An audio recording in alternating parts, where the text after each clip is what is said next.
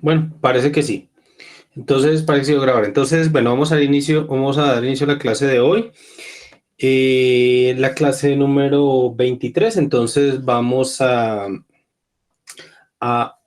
mi idea de hoy es hablar un poco de la función de autocorrelación parcial, que es una herramienta que nos va a permitir identificar, digamos, o que nos va a ser útil en la identificación de los modelos ARMA que vayamos a trabajar. Entonces, la idea es que la clase de hoy veamos la función de autocorrelación parcial y que veamos un poco acerca de la inferencia de la función de autocorrelación y cómo esta inferencia puede ser utilizada justamente con lo que ya vimos antes para trabajar o para tratar de identificar, basado en un conjunto de datos, identificar el orden autorregresivo o de promedios móviles o ambos, dar unas pautas de cómo puede identificar unos preliminares valores de los órdenes autorregresivos, ¿de acuerdo?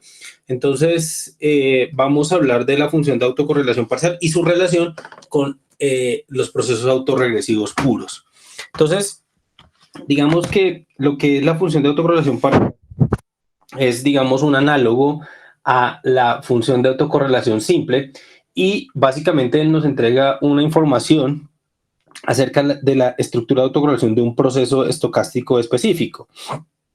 Básicamente, la autocorrelación parcial, aquí te faltó parcial, la autocorrelación parcial, que la llamaremos alfa de K, note que es diferente a gamma de K, porque esta es la autocorrelación, bueno, perdón, rho de K es la autocorrelación simple, la función de autocorrelación simple, mientras que a alfa de K la llamaremos la función de autocorrelación parcial, ¿de acuerdo? De rezago K no es más que la correlación entre la variable aleatoria x en el tiempo k más 1 y la variable aleatoria x1, o mejor dicho, realmente es de variables aleatorias que están separadas a una distancia de k, ¿de acuerdo? A una diferencia de k, pero esas correlaciones las vamos a ajustar por las observaciones intermedias que hay entre esos datos. Entonces, digamos que aquí tenemos a x1, aquí tenemos x2, x3, x sub k,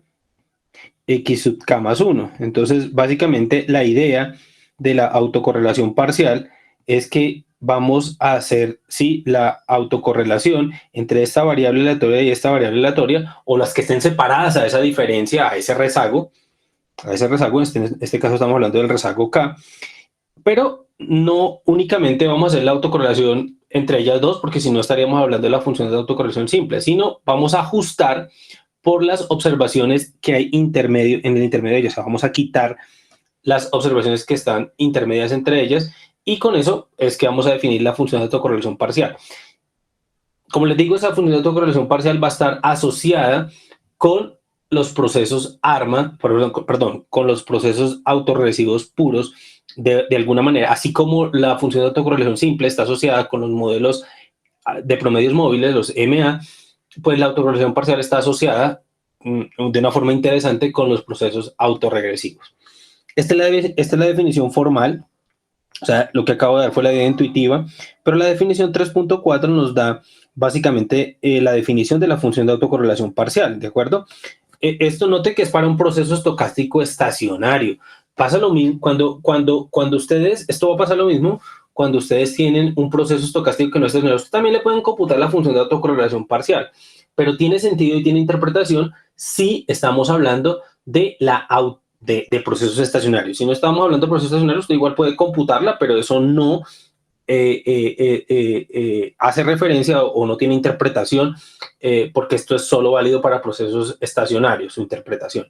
Entonces, digamos que la autocorrelación de rezago 1, pues es la correlación de las variables aleatorias que están separadas a una diferencia de 1, que coincide con la autocorrelación de rezago 1, mientras que la autocorrelación de rezago K, si ustedes pueden observar acá, noten acá un segundo, noten acá, que es la correlación entre xk más 1 y x1, ustedes pueden observar estas dos, las voy a poner aquí en paréntesis, estas dos para identificarlo, estas dos variables laterales separadas son una diferencia de 1, pero note que estamos restándole una cosa, estamos restándole la predicción sobre de esta variable aleatoria sobre este subespacio y estamos restándole a esta x1 la predicción de ella sobre este subespacio, la mejor predicción lineal en este caso. ¿Qué es lo que estamos haciendo con restarle a esto? Pues lo que estamos haciendo es justamente lo que dijimos anteriormente. Estamos ajustando por las observaciones intermedias, o sea, estamos como quitando digamos, las intervenciones de esas observaciones para que únicamente nos quede la autocorrelación entre esas dos variables aleatorias y eliminemos la influencia de las demás, ¿de acuerdo? Entonces, esta que tenemos acá, por eso solo hasta ahora podemos, digamos, de manera formal definir la función de autocorrelación parcial, porque antes habíamos visto, antes no habíamos visto el tema de los pronósticos, de las predicciones. Entonces, en ese sentido, por eso hasta ahora estamos definiendo la función de autocorrelación parcial de una manera formal.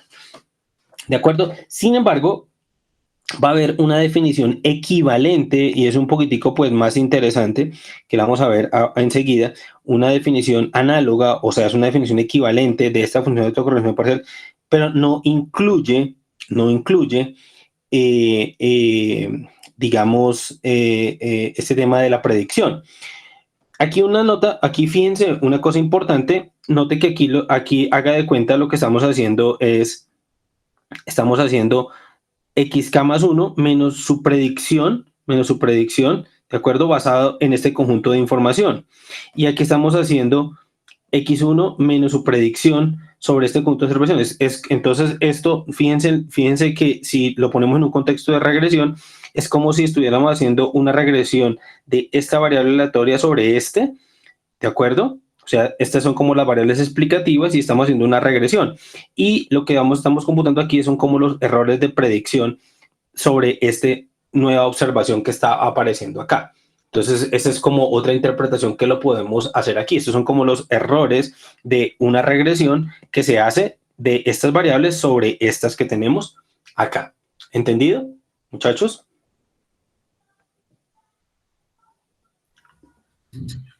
Sí, vale. sí, señor. Listo, de acuerdo. Gracias.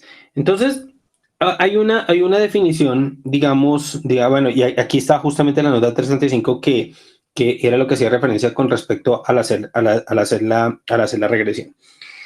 Veamos, ahorita vamos a ver una definición análoga, pero vamos a ver cómo sería la autocorrelación, la función de autocorrelación parcial de un proceso autorregresivo de orden 1. Entonces vamos a considerar que el proceso XT es un proceso autorregresivo de orden 1 definido de esta manera, como la tenemos acá.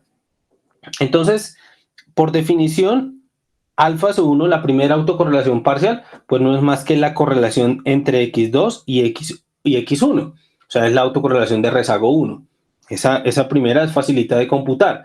En un proceso autorregresivo de orden 1, pues ustedes recordarán que esto es ρ de 1. Ustedes recordarán que en un autorregresivo de orden 1, ρ de 1 es phi a la 1, porque ρ de h en forma general para un autorregresivo de orden 1 es phi a la h. ¿De acuerdo? Entonces, en ese orden de ideas, pues es lo que tenemos acá, y aquí no hay pues ningún problema. ¿Qué es lo que va a pasar aquí? Aquí hay una deducción, no quiero por ahora ahondar en esta parte, pero lo que sucede es que para cualquier rezago más allá de K, para un proceso autorregresivo de orden 1, la función de autocorrelación parcial de rezago K, donde K es más grande que 2, nos va a dar 0.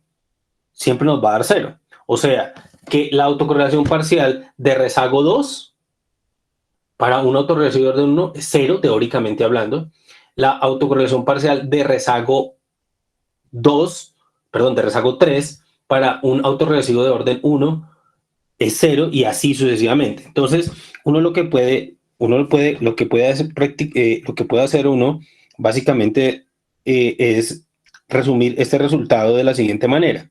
Permítanme acá. Entonces, aquí vamos a pintar la función de autocorrelación parcial teórica, gamma de K. Aquí está acá el rezago que estamos pintando aquí. Y, ojo, para XT, un autorregresivo de orden 1. Entonces, para el rezago 1, esto nos va a dar phi.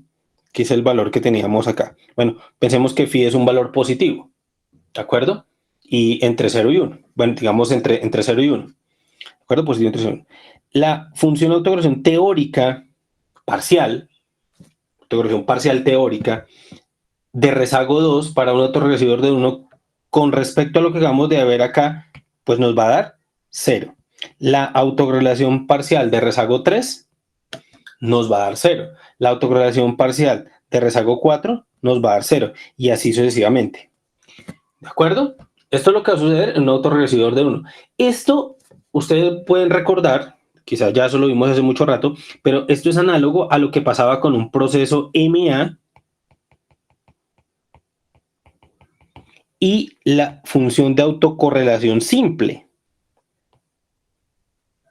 Ustedes recordarán que la función de autocorrelación simple, bueno, rho de h o gamma de h, no importa porque al final de cuentas uno, computando uno, pues obtiene la otra.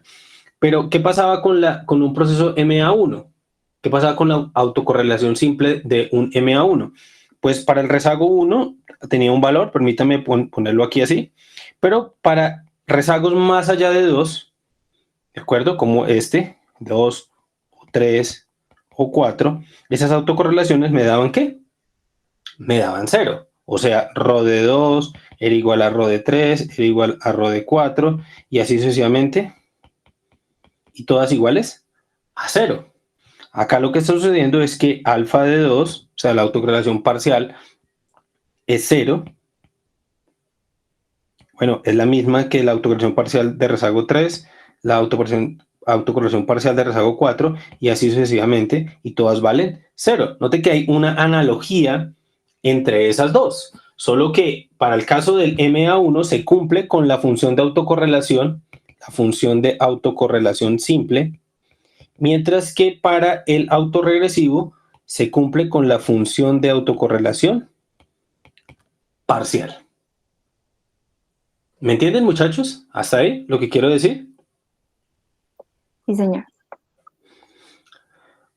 Bueno, digamos que, como les digo, aquí hay unos resultados que yo no voy a probar acá, pero sí quiero que chequemos una cosa aquí antes de devolverme, y es el ejemplo 3.38. Uno puede verificar que para un proceso ARP causable, ¿recuerdan qué es que un proceso sea causable? Que las raíces del polinomio están en el círculo unitario. Bueno, esa no es la definición exacta, ese es un resultado de un teorema, es sí, solamente sí, ¿no? O sea, un proceso ARP es causable sí, solamente sí, tal cosa, pero no es la definición.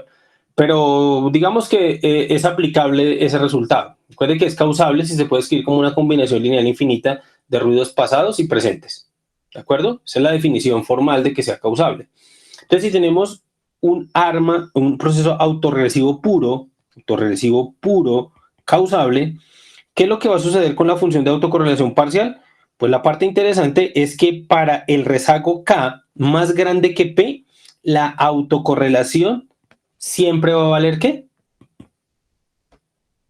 0.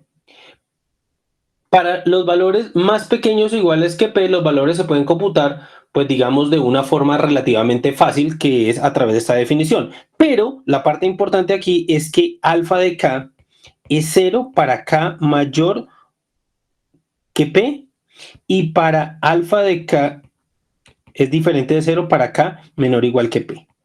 Esto sí es cierto para un autorregresivo de orden P, es la parte importante. Si me hice entender, entonces les voy a lanzar la pregunta a ustedes, muchachos. ¿Qué pasa si yo tengo...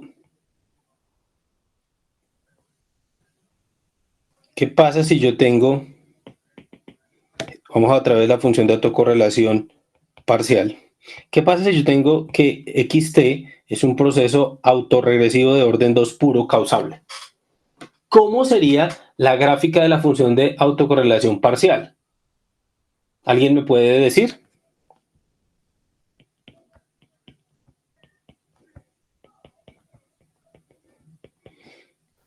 Para 1 y 2 diferentes Para 1 y 2 diferentes de 0, ¿sí? Y de ahí en adelante, de 0. Y para las demás igual 0. igual a 0. La teórica, ¿no? Eso es lo que estamos diciendo, la función de autocorrelación teórica, eso es lo que sucede con esto que estamos diciendo acá. ¿Qué es análogo? ¿Qué es análogo? ¿Es análogo a quién?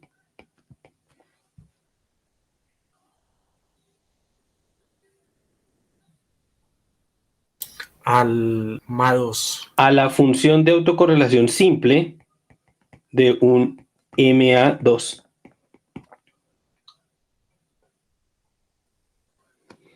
Correcto.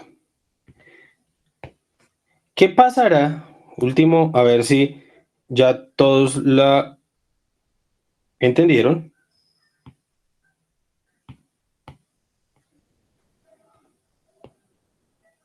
Si me entendieron, ¿cómo sería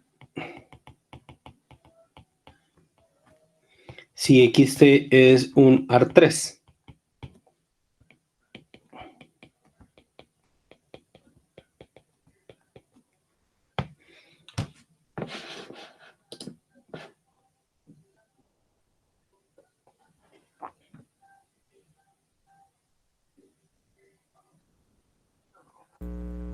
Sería diferente de 0 hasta el tercer retardo y del cuarto en adelante sería 0. O sea, sí. Sí, señor. Correcto. ¿Está claro lo que quiero decir? Ojo, entonces esto es análogo a la función de autocorrelación simple de un proceso XT que es un MA3. O sea, esto prácticamente nos da, ahora cuando vayamos a ver la parte de la autocorrelación simple, cuando vayamos a ver la distribución de la función de autocorrelación simple, vamos a ver una cosa bien interesante y es que esto que acabo de decir acá va a estar en concordancia, lo que nos va a permitir es que con un conjunto de datos que tengamos a la mano, vamos a tratar de mirar la significancia de las autocorrelaciones, tanto simples como parciales, pues digamos la significancia de las autocorrelaciones simples y parciales a través de las autocorrelaciones muestrales, tanto simples como parciales, o sea, los estimadores de ellos, vamos a permitir construir una estrategia estadística que nos permita identificar los órdenes autorregresivos o de promedios móviles que pues podamos o nos va a permitir estas herramientas, autocorrelación simple, autocorrelación parcial, nos va a permitir generar una metodología estadística para identificar el orden autorregresivo de un MA puro o un orden autorregresivo de un autorregresivo puro o de un MA puro basado en la autocorrelación simple o la autocorrelación parcial, dependiendo sea el caso, ¿de acuerdo? Y para armas mixtos, lo que nos va a permitir esa estrategia es encontrar valores máximos de cuáles serían los órdenes P y Q en esos casos. Entonces, esto nos va a permitir, como les digo, generar una estrategia, una metodología estadística para esa parte. Entonces, quería saber si hay alguna pregunta hasta ahí, antes de explicar qué pasa con la autocorrelación parcial para un MA1.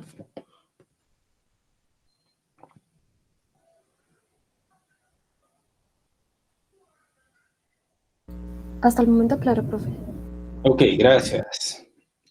Entonces, ¿qué es lo que va a pasar con un proceso MA1? Digamos que este es un ejercicio 3.17, ahí están las cuenticas, pero realmente lo que me importa de este ejercicio 3.37 es que si yo tengo un proceso MA1 y yo quiero computar la función de autocorrelación parcial de un proceso MA1, pues va a pasar lo siguiente. Entonces, la autocorrelación parcial de rezago 1 es ρ de 1 por definición y es esta que tenemos acá. ¿De acuerdo? La autocorrelación parcial de rezago 2 en un MA1 nos queda, eso es algo más difícil porque eso nos queda como una especie de sistema de ecuaciones, nos da esto que tenemos acá. ¿De acuerdo?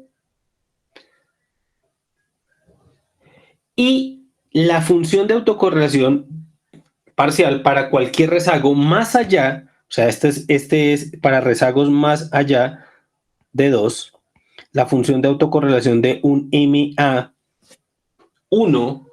tiene esta forma que aparece acá.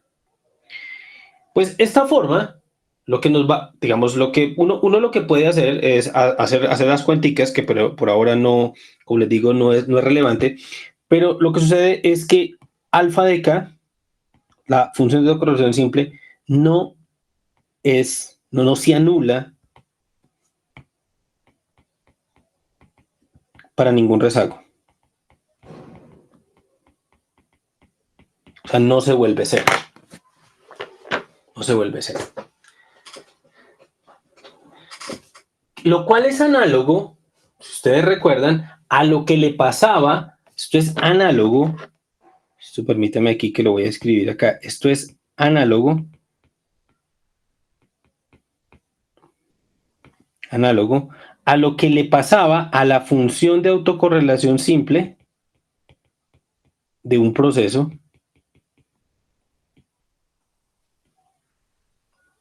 autorregresivo de orden 1, por ejemplo. La función de autocorrelación simple de un proceso autorregresivo de orden 1 nunca se anulaba. Sí, tendía a cero. Aquí también podemos demostrar que la función de autocorrelación parcial de un MA1, pues digamos, tiende a cero cuando el rezago se vuelve muy grande, pero nunca es cero, es igual a cero, idénticamente igual a cero para ningún rezago. Entonces, digamos que esto lo que nos permite indicar es que de una vez por todas, lo que nos permite indicar es que vamos a relacionar procesos MA puros con o sea, identificarlos. Esto lo que nos va a permitir es hacer lo siguiente. Para identificar MA puros, utilizamos la función de autocorrelación simple. Para identificar autorregresivos puros, utilizamos la función de autocorrelación parcial, porque sabemos que ellas se anulan para los MAs y los autorregresivos de forma equivalente, ¿no? De forma equivalente. Entonces, digamos sí, de forma equivalente. Los autorregresivos con la autocorrelación parcial y los de promedios móviles con la autocorrelación simple. Entonces, en ese orden de ideas hay que tenerlo en cuenta y, digamos, no se puede utilizar, digamos, de otra manera. O bueno, usted lo podría utilizar, pero como más bien para descartar, ¿de acuerdo? Como lo vamos a ver un poquitico más adelante. ¿Hasta ahí me siguen, muchachos? ¿O hay alguna pregunta? Hasta ahí bien. Bien. Está claro hasta ahí, profe. Gracias. La definición alternativa que tenemos de la función de alternativa no, sino la definición equivalente a la, digamos, a la definición que teníamos anteriormente de autocorrelación parcial es esta definición 3.39. Uno puede demostrar, no es fácil, pero se puede demostrar que esas dos definiciones son equivalentes. Es decir, si arrancamos de una, llegamos a la otra. ¿De acuerdo? Eso significa la equivalencia digamos, de definiciones. Entonces, la función de autocorrelación parcial de un proceso estocástico estacionario de media cero y función de autocovarianza gamma de H, tal que gamma de H tiende a cero cuando H se va para infinito, es decir, cada vez es menor la estructura de autocorrelación entre las variables aleatorias, se define de la siguiente manera. Se define alfa de K como el coeficiente phi K sub K. ¿Cuál es el coeficiente phi K sub K? A ver, recordemos un poquito. El phi K sub K está relacionado con esta expresión acá. Ustedes recuerdan que este es el mejor predictor lineal. ¿De acuerdo? Esa es la expresión del mejor predictor lineal. ¿Sí lo recuerdan? O sea, esto lo que define es la mejor predicción lineal de la variable xt más 1. Esto que tenemos acá. ¿Y cómo es la mejor predicción lineal? Pues ella debe ser una combinación lineal ¿de quién? Pues de estas variables aleatorias, x1 hasta xk. Entonces, lo que está diciendo acá es que lo que está diciendo acá es que justamente el coeficiente késimo de esta expresión que aparece acá, es justamente la autocorrelación parcial que nosotros necesitamos.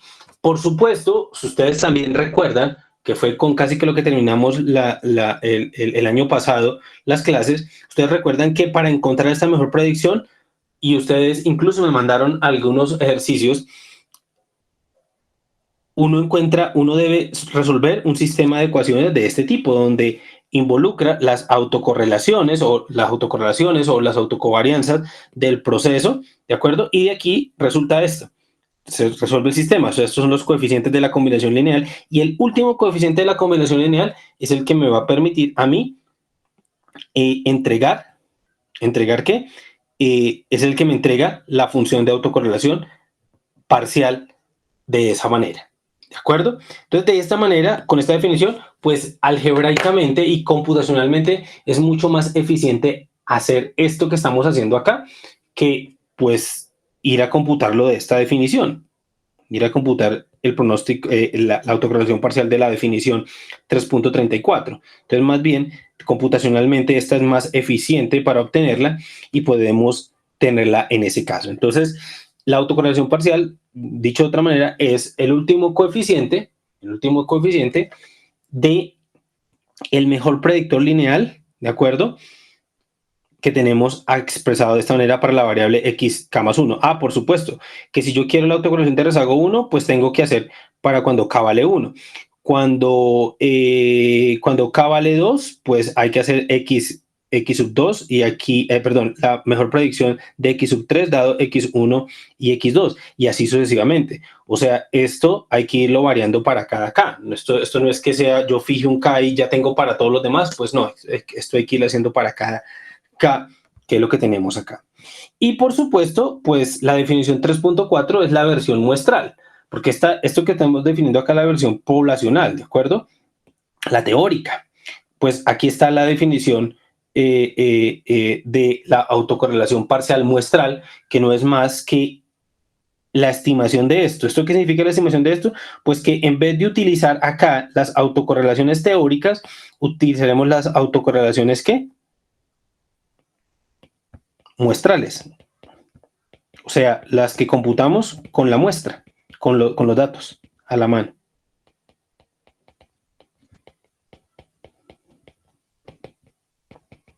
¿Estamos claros? Y realmente esto es lo que hace el software.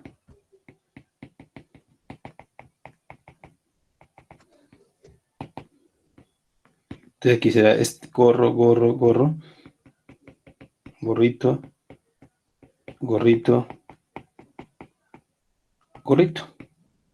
Entonces con esto nosotros pues hemos, digamos, encontrado cómo es la estimación de la función de autocorrelación parcial basada en una muestra.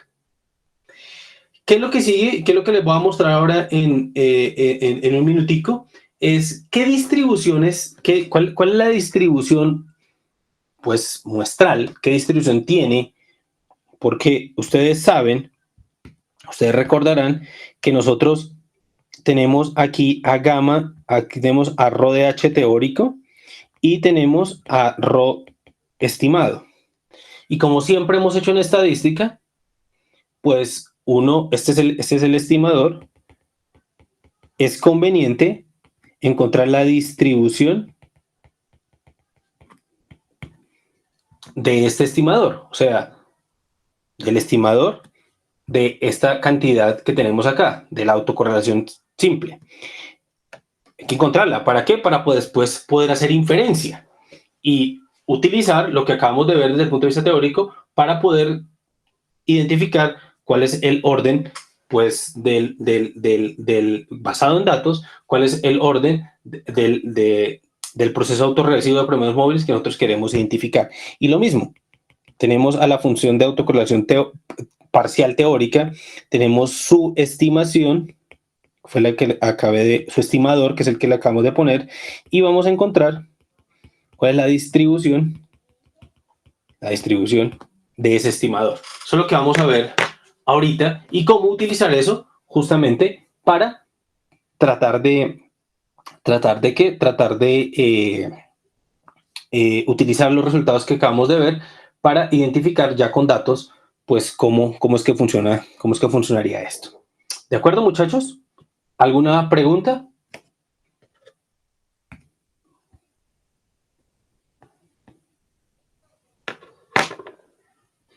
No, profe. Vale. ¿Alguien me puede hacer un resumen ejecutivo de lo que acabo de explicar en esta media hora?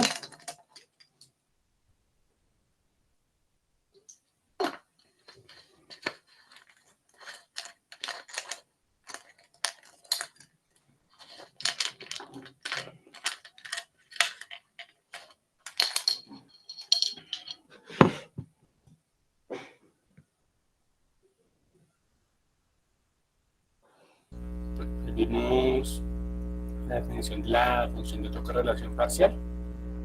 Vimos qué significaba como la función de autocorrelación, pero quitando la intervención de las observaciones intermedias entre los dos datos que se quieren mirar la función de autocorrelación parcial, ¿cierto?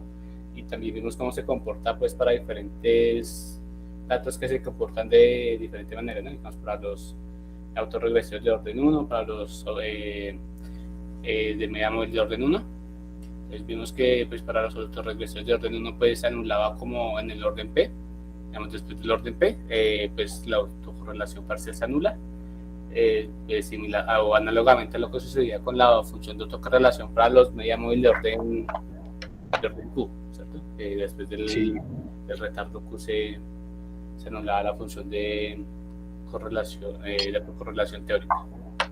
Correcto. Vimos que con estas dos funciones pues ya se pueden como determinar o como tratar de acercarnos a qué modelo ARMA se comportan los datos, y también vimos pues ya la aproximación muestral de la función de autocorrelación parcial.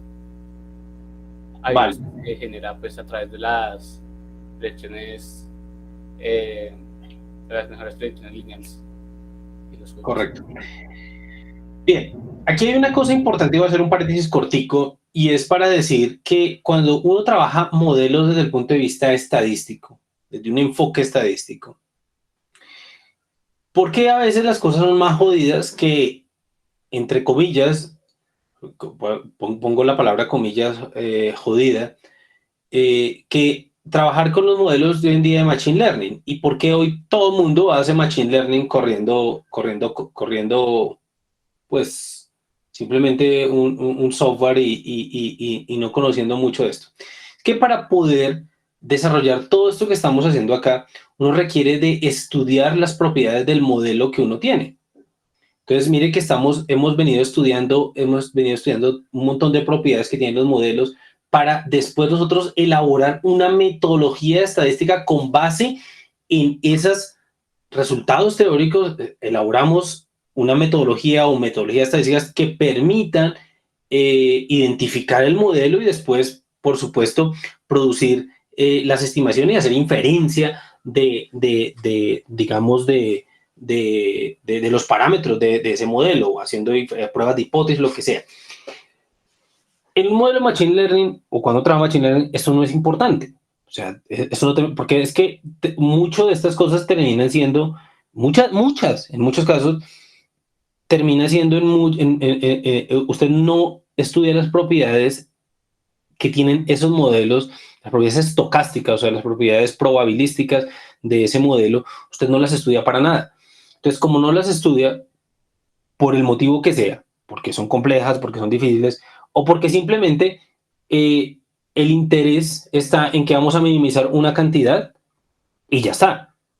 Y eso me resolvería el problema que tenemos al final de cuentas. Entonces, la teoría estadística es mucho más elaborada y por eso en muchas ocasiones, resulta ser mucho mejor, porque tiene unos pasos, la teoría que hemos estudiado permite generar unos pasos de digamos, que tiene el modelamiento estadístico y que lo llevan a uno, pues, a una buena construcción del modelo y a una buena validación del modelo. Entonces, claro, yo no estoy diciendo que es que no se puede hacer machine learning, que no sé qué, no, es que justamente el punto está en que se está investigando mucho sobre eso hoy en día y hemos pasado a un furor de aplicar todo esto, a veces sin mucho justificación teórica, pero porque ha venido dando resultados, pues está bien y lo hemos venido utilizando. Entonces, y lo que pasa es que hoy en día, como le digo, están empezando a vislumbrar las primeras propiedades estadísticas probabilísticas, digamos, llamémoslo así, para poder elaborar muy bien este tipo de modelos, ¿de acuerdo? Entonces, en ese orden de ideas, con eso cierro el paréntesis y vamos a empezar a hablar de la estimación de la media de funciones de autocovarianza, de autocorrelación y autocorrelación parcial de un proceso estocástico estacionario. Con este título tan grande, básicamente lo que quiero decir es que vamos a encontrar cuáles son las distribuciones muestrales de los, por supuesto, de los estimadores para la media, para la autocorrelación simple y para la autocorrelación parcial. Vamos a encontrar cómo son esas distribuciones. De antemano les anticipo que son distribuciones asintóticas, es decir, hay que tener un tamaño de muestra grande.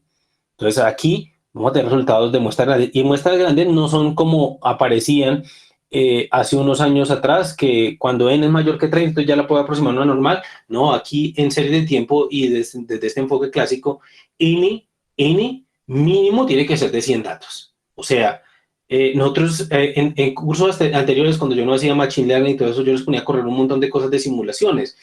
Y nos dimos cuenta que más o menos empíricamente hablando, para un autorregresivo de orden 1, usted requería de un tamaño de muestra de al menos entre 80 y 100 para que empezara a dar resultados razonables, tanto en estimación como en la parte de identificación del modelo.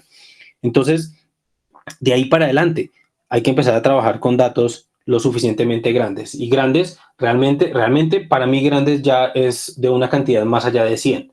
¿De acuerdo? A veces uno quiere hacer serie de tiempo con 20, 30 datos, pues usted puede hacerlo porque usted puede correr los modelos, pero yo no lo veo muy viable. Bueno, ¿qué vamos a hacer, muchachos? Yo me voy a enfocar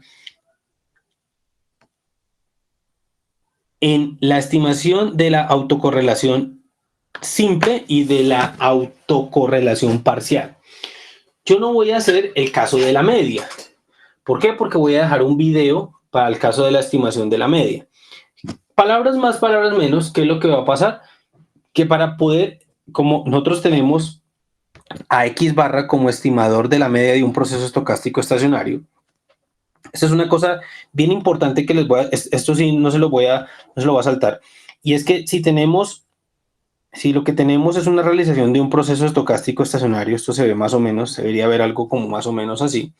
Si lo que tenemos es un proceso estocástico estacionario, su realización se debe ver más o menos como esto que tenemos acá, más o menos, pensando, aunque no siempre se van a ver así, vamos a verlo más adelante con los modelos Arch, que no siempre se van a ver así, pero lo que pasa es que entonces aquí está X1, por aquí está X2 y por aquí está XT o XN, como queramos llamarlo, no importa.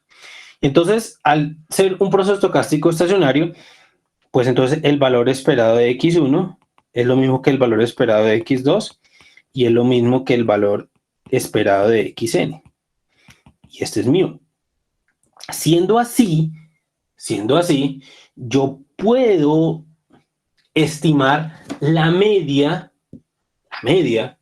porque la media es la misma para todas las variables aleatorias. O sea, la media de esta variable aleatoria es lo mismo que la media de esta variable aleatoria y lo mismo que la media de esta variable aleatoria acá. Entonces yo puedo estimar la media de todas las variables aleatorias, que es la misma cuando el proceso estocástico es estacionario. Cuando no es estacionario, pues puede ser que las medias en cada instante del tiempo sean diferentes. Y entonces, por eso no tiene mucho sentido decir, es que yo, para un proceso estocástico que no es estacionario, o sea, que tiene tendencia, a eso me refiero cuando no es estacionario, en el sentido de que tiene tendencia. Es cuando una serie tiene tendencia, usted le puede computar la media, pero eso no significa que sea la media del proceso que generó los datos. ¿De acuerdo? Porque si el proceso tiene tendencia, o sea, el proceso es algo como así, tiene tendencia. Entonces lo que va a pasar aquí es que esta variable aleatoria x1, que fue la generadora de esos datos, puede tener una medida diferente a esta variable aleatoria xi, xl, que está por acá. O sea, el valor esperado de x1 seguramente es diferente al valor esperado de xl. Y entonces, ¿yo cómo voy a utilizar? Voy a utilizar un promedio para estimar la media de todas las variables aleatorias. Pues no se puede. Entonces, eso es una cosa importante que vamos a tener acá, que vale la pena tener en cuenta. Uno habla del estimador de la media. En este caso, si usted dice, ¿qué estamos diciendo si tenemos una sola serie de tiempo? Porque si tenemos más serie de tiempo, pues ya el tema es distinto. Pero como tenemos una sola serie de tiempo, entonces el estimador de la media de un proceso estocástico estacionario es este que tenemos acá, es X barra. Y una parte interesante es que es un estimador insesgado para la media. Sin embargo, que es lo que yo quiero que ustedes pues aprecien en un video que les voy a dejar, pero además que se lean esta primera parte, esta sección 4.1, y es que la parte interesante acá es que va a aparecer un resultado, que es el que tenemos por acá. Es el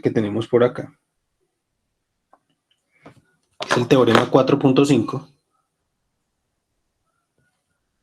Y el teorema 4.5 no es más que el teorema del límite central para muestras autocorrelacionadas. Porque, si ustedes recuerdan, el teorema del límite central que ustedes conocían usualmente, ¿qué supuesto tenía de antemano? Bueno, a propósito, ¿qué es el teorema del límite central? O el teorema central del límite. No me pongo ahí con ese orden. A propósito, ¿qué es el teorema del límite central?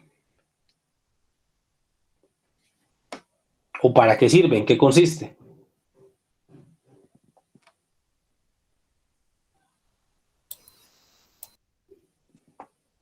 Si uno tiene una familia de variables aleatorias de un modelo de probabilidad independientes e idénticamente distribuidas, la media muestral converge en distribución a una normal. Correcto. Pues el teorema 4.5 básicamente lo que le dice a uno es más o menos lo mismo. Mire que X barra ante una estructura de autocorrelación, porque el XT es un proceso que es lineal, y un proceso lineal tiene estructura de autocorrelación. Entonces X barra sub n también converge a una distribución normal. Eso aquí yo tengo AN es asintóticamente normal, o sea, converge a la distribución normal. Eso es lo que está diciendo. O sea, que también el teorema del límite central se cumple también si tenemos muestras autocorrelacionadas, pero con cierta condición. No puede ser tampoco cualquiera. No puede ser tampoco cualquier proceso, porque la parte importante es que esa autocovarianza sea absolutamente sumable. Es decir, a medida que las variables se van separando en el tiempo, su asociación estadística se vuelve cada vez menor. O sea, esto es para procesos estacionarios que tengan memoria, en ese sentido, llamémoslo como una memoria corta. O sea, no presente autocorrelación a medida que se van separando las variables laterales en el tiempo. Entonces, esta es como la versión.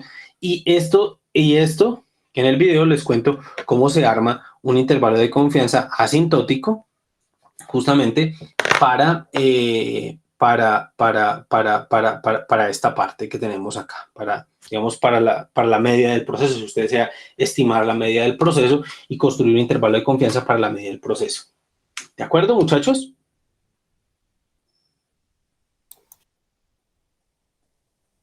Sí, profe. Vale.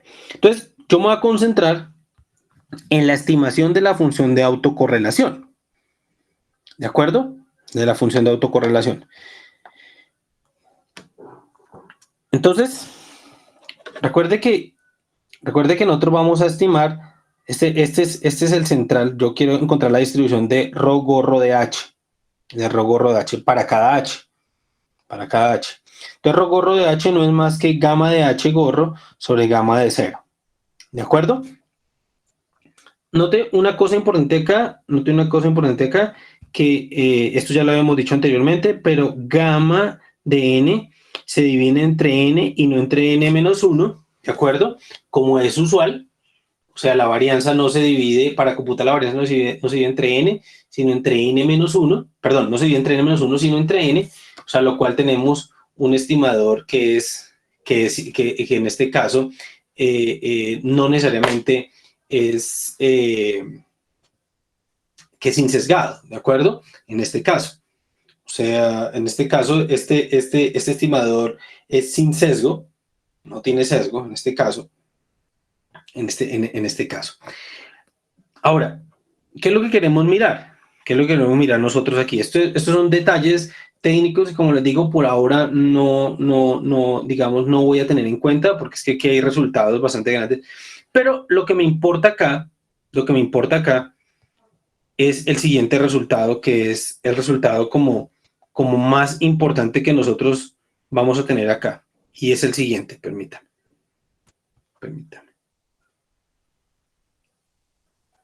Sí. Teorema 4.11 lo que nos entrega, permítame, es que creo que, no, mentira, sí, resultado 4.11. El teorema 4.11 lo que nos entrega, lo que nos dice, es cuál es la distribución de este vector que tenemos acá. Porque realmente no es una única variable aleatoria, sino es un vector de variables aleatorias. Pero veamos las condiciones para que se cumpla ese teorema. Este teorema lo que nos dice es que este vector que tiene h componentes, donde las h componentes son las autocorrelaciones muestrales de rezago 1, de rezago 2 y de rezago h. Esas son las autocorrelaciones teóricas. Lo que nos está diciendo acá es que este estimador, que es un vector aleatorio, converge, es asintóticamente normal, lo que quiere decir es que converge a la distribución normal cuando n se va para infinito, con vector de medias, la verdadera autocorrelación, y con matriz de covarianzas W que aparece acá. Por supuesto que para un valor n fijo, pues esto tendrá que tener una distribución aproximadamente una normal, porque solo en el infinito es que la distribución es una normal, ¿de acuerdo? Entonces, lo que básicamente nos dice es que la distribución de este vector de autocorrelaciones simples es una normal, ¿de acuerdo? Es una normal, que para muestras finitas lo que implica es que va a ser aproximadamente una distribución de tipo normal. ¿Cuáles son las condiciones para que las variables aleatorias ρ1 gorro, ρ2 gorro, ρh gorro en conjunto sean una normal? Pues las condiciones es que el proceso estocástico del cual genera, que es el proceso generador de datos, debe ser un proceso de tipo lineal.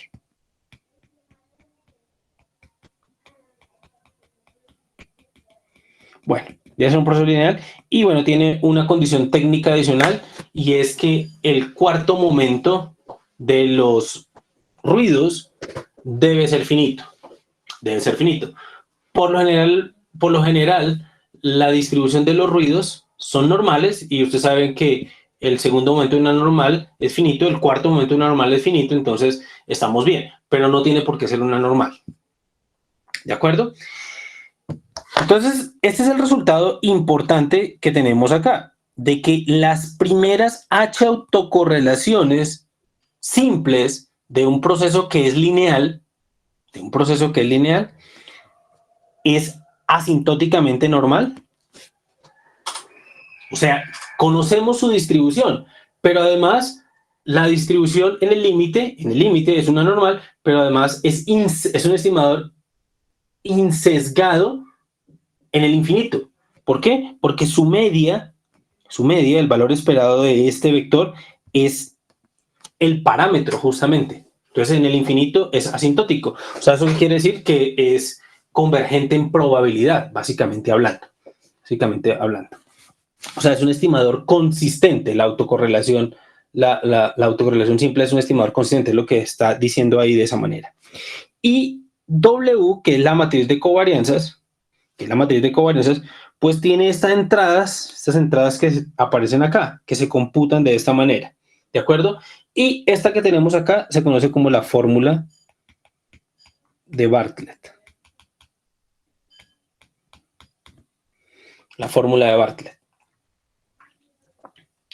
Eso es lo que nos dice básicamente este resultado importante. Entonces, la moraleja de este cuento es que si yo tengo un proceso que es de tipo lineal, entonces la distribución asintótica de la distribución asintótica de el vector conformado por las H primeros autocorrelaciones simples se comporta como una normal. De media, las autocorrelaciones teóricas, o sea que es insesgado asintóticamente hablando, o dicho de otra manera, es fuertemente, es consistente más bien, es estimador. Y la matriz de covarianzas se computa a través de la fórmula de Bartlett que aparece de esta manera. Ahora, ¿cuál es la parte interesante de acá? Esto, el que sea un proceso lineal, pues lo hace interesante porque prácticamente todos los procesos ARMA PQ causables e invertibles son un proceso lineal. De hecho, todos los procesos ARMA PQ estacionarios son un proceso lineal. Entonces, todo lo que digamos sobre modelos ARMA se puede aplicar basados en este teorema que aparece acá. O sea, la metodología de procesos ARMA descansa mucho sobre este teorema que tenemos acá, que es el teorema 4.11. ¿Está, pues, digamos, claro esta parte? ¿Este resultado? ¿Alguien me lo puede decir con sus propias palabras? ¿Qué entendió de este resultado del teorema 4.11? No el que siempre me habla o los que siempre me hablan. Quiero escuchar a otras personas.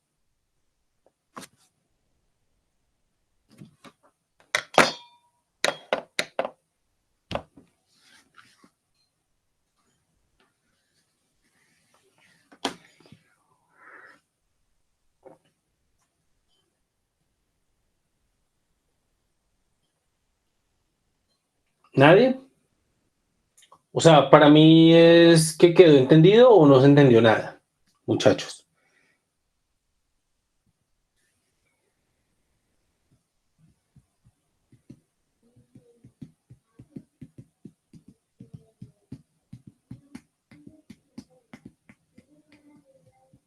Muchachos, no puedo avanzar si alguien no, diferente a los que ya han participado, no me hablan al respecto.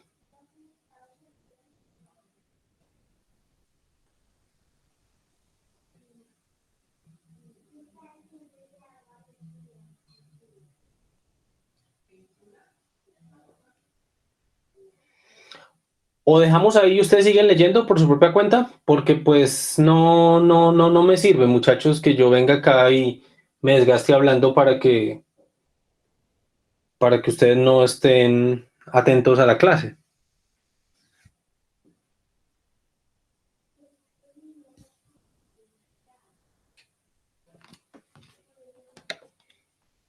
No, profe, pues si quiere, yo le explico en general. Si tenemos un proceso estocástico, un proceso que debe ser un proceso lineal, su función de autocovarianza, o más bien la estimación de la función de autocovarianza, se va a distribuir asintóticamente normal, y esto pues hace que su media pues vaya a ser el parámetro, que en este caso pues es la función de autocovarianza, en donde pues la matriz W va a estar dada, o los elementos de esa matriz W van a estar dados por la fórmula de Bartlett que tenemos ahí abajo. Bien, Natalia, muchas gracias. Entonces, como le decía Natalia, los estimadores de la función de autocorrelación simple tienen distribución normal, ¿sí? Asintótica, ¿sí? Con media, el verdadero valor del parámetro, es decir, es un estimador bueno, consistente, y con matriz de covarianza, esta que tenemos acá expresada, que no tiene una forma fácil de verse, o sea, es una expresión difícil, pero bueno, para ciertos casos va a ser bien interesante. Son las entradas de esta matriz, como este de acá, esto que tenemos acá es un vector pues esta es una distribución normal multivariada. Entonces esto tiene una matriz de covarianzas. Entonces esta es una matriz que tiene aquí sus entradas. La entrada IJ de esa matriz se computa de esta manera. Por supuesto, en la diagonal van a quedar las varianzas y por fuera de ellas las correlaciones o las covarianzas más bien de estas variables aleatorias que son aquí. Recuerden que son variables aleatorias, ¿no? Estos son estimadores. Los estimadores son variables aleatorias de un enfoque estadístico.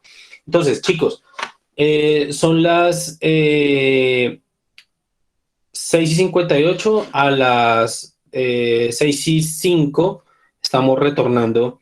Tomémonos un break.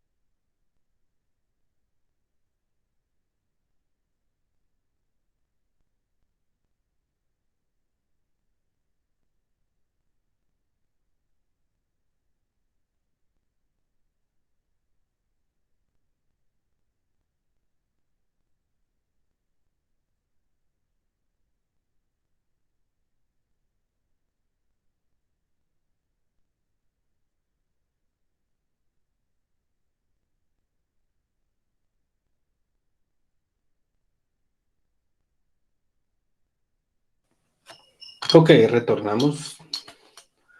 ¿Estamos listos?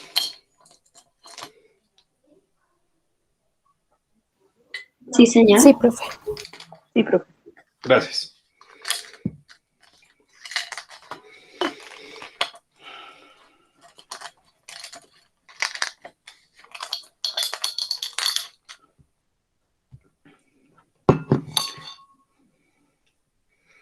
Bueno, entonces, ¿esto para qué sirve? Bueno, aquí está que esta expresión, que tenemos acá, que es la fórmula de Bartlett, se puede reescribir de esta manera acá. O sea, como si pudiéramos factorizar estos sumandos que están acá, los pudiéramos factorizar, se puede reescribir de esta manera. Entonces, digamos que en ese orden de ideas, el día de hoy lo que vamos a tratar de hacer es, pues, esas banditas que aparecían cuando nosotros dibujábamos la función de autocorrelación parcial, pues vamos a ver cómo es que salieron esas banditas y cómo vamos a interpretarlas, ¿de acuerdo? De una manera más clara. Entonces, vamos a utilizar ese teorema, el teorema 4.11, para hacer lo siguiente. Antes de llegar a eso, permítame, es que uno en la práctica lo que tiene es un conjunto de datos x1 hasta xt, ¿de acuerdo? Y una de las cosas importantes antes de entrar a hacer cualquier análisis de serie de tiempo, lo más lógico es chequear si hay estructura de autocorrelación lineal, por lo menos, presente en los datos. Porque es que, digamos, si no hay estructura de autocorrelación lineal presente en los datos, pues no tiene mucho sentido hablar de un proceso ARMA-PQ. O sea, tiene sentido que si yo quiero, basado en un conjunto de datos, y quiero ajustarle un modelo a ese conjunto de datos, ya sea pues para identificar para caracterizarlo y después de pronto utilizarlo para hacer pronósticos, pues resulta que lo primero que uno tiene que chequear es si hay algún tipo de estructura de autocorrelación lineal presente en los datos.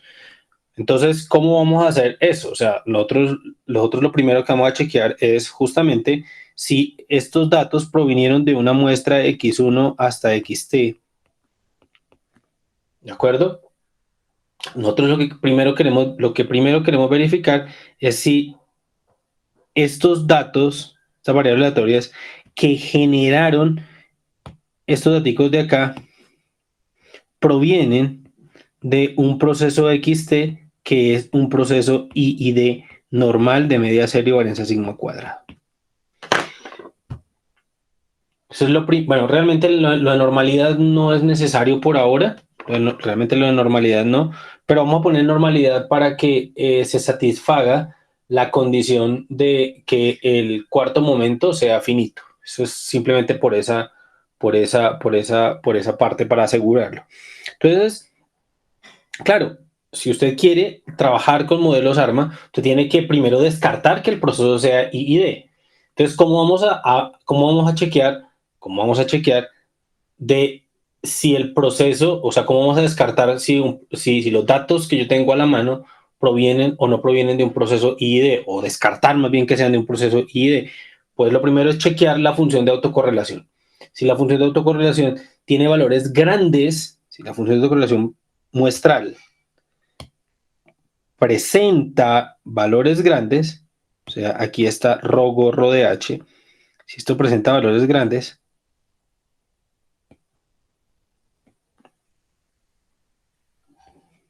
para algún rezago, pues entonces eso es un indicio de que el proceso no es IID, porque IID no hay autocorrelación.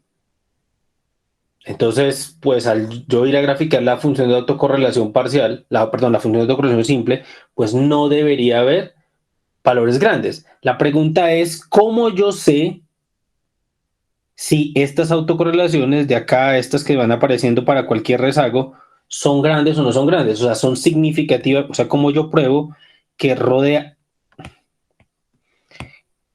H es igual a 0 versus la alternativa de que rho de H sea diferente de 0.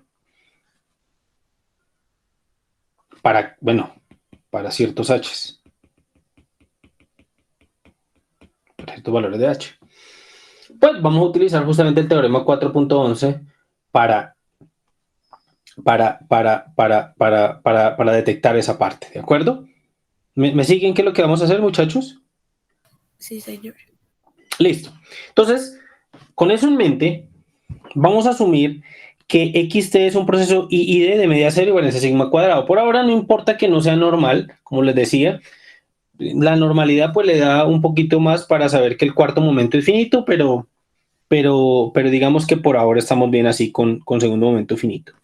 Si tenemos que un proceso es IID, entonces, ¿qué pasa? ¿Cómo es la función de autocorrelación para cada rezago mayor estrictamente de 0? O sea, ¿cómo es la autocorrelación teórica de rezago 1, la autocorrelación de rezago 2, la autocorrelación de rezago 3 y así sucesivamente?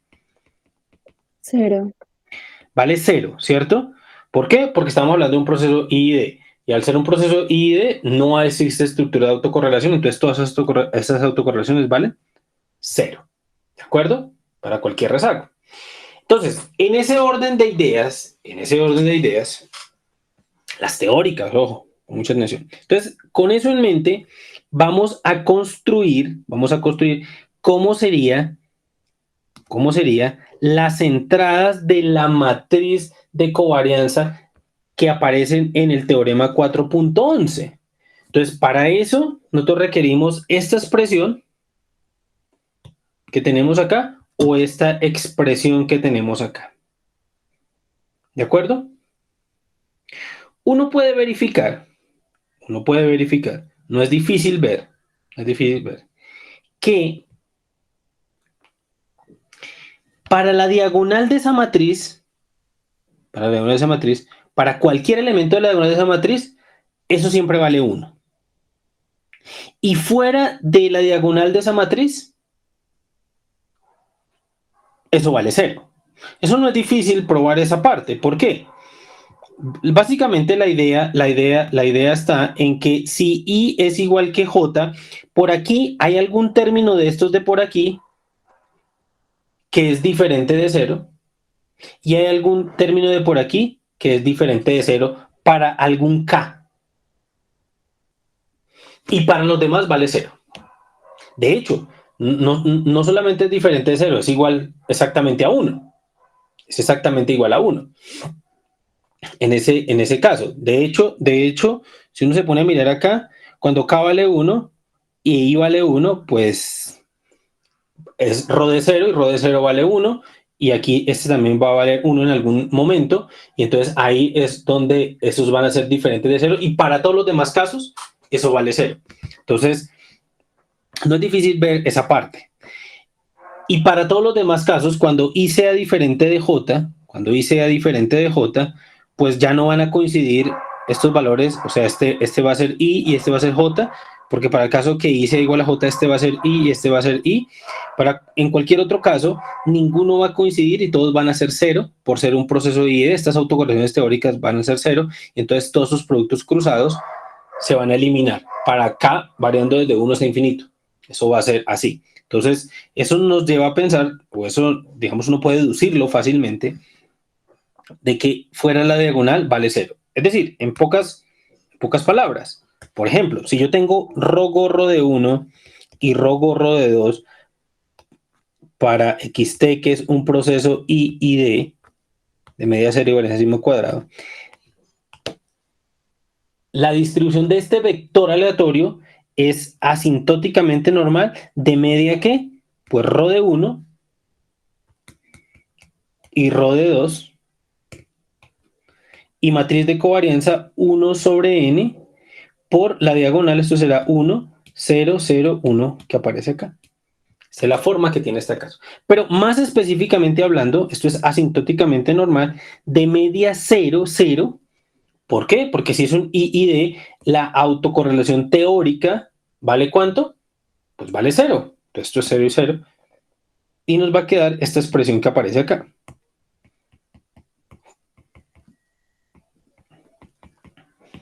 Que esta expresión que aparece acá. ¿De acuerdo? Entonces, este sería, por ejemplo, un vector bivariado, o sea, donde tiene las primeras dos autocorrelaciones muestrales. Si tenemos las tres primeras autocorrelaciones muestrales, pues sería un vector trivariado, aquí aparecería rho de H, entonces esto sería un vector de medias trivariado, y esta sería una matriz de 3×3, pero con la misma concepción. ¿De acuerdo? ¿Hasta ahí me siguen? Sí, señor. Vale. Con esto en mente, entonces, para n suficientemente grande, ojo, para eso, entonces las variables aleatorias ρ1 hasta ρh son variables aleatorias aproximadamente independientes e idénticamente distribuidas como una normal de media 0 y varianza n-1 o 1 sobre n. ¿Eso qué es lo que quiere decir? Pues que si yo tengo las H primeras autocorrelaciones, ρ1 gorro de H, ρ2 gorro de H, ρ gorro H. Este vectorcito se distribuye asintóticamente normal con vector de medias ceros y matriz de covarianzas 1 sobre n, 1, 1, 1, y por fuera de la diagonal 0. Y esta es una matriz H por H. ¿De acuerdo? Recuerden qué significa asintóticamente normal, que para cuando n es muy grande, esto se comporta como una normal. Pero para una muestra finita de tamaño n, pues esta distribución de esta es aproximadamente una distribución normal. Entonces, ¿qué es lo que estamos diciendo acá? Ah, pues ustedes saben de la teoría de la normal multivariada, que si esto es una normal, quitémosle el aproximadamente, pero si esta es este vector tiene una distribución normal de esta media y de esta matriz de covarianzas acá, pues lo que estamos diciendo acá es que estas variables aleatorias son ¿qué?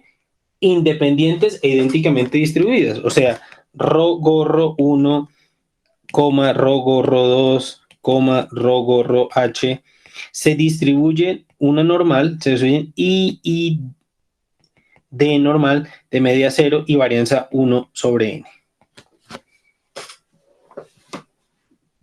Bueno, aproximadamente, ¿no? Porque es para un n finito, para un n lo suficientemente grande. Bueno, ¿y esto para qué va? ¿Esto para qué va a servir? Pues esto va a servir para lo siguiente. Pues permítame que si yo quiero probar que que ρ1 es igual a 0, es igual a ρ2, digamos, permítame, voy a hacerlo con un solo caso, pero esto es así, que si ρ1 vale 0 versus la alternativa de que ρ1 es diferente de 0, ¿yo qué debo hacer? ¿Cómo construyo un estadístico de prueba basado en esta distribución que tenemos acá?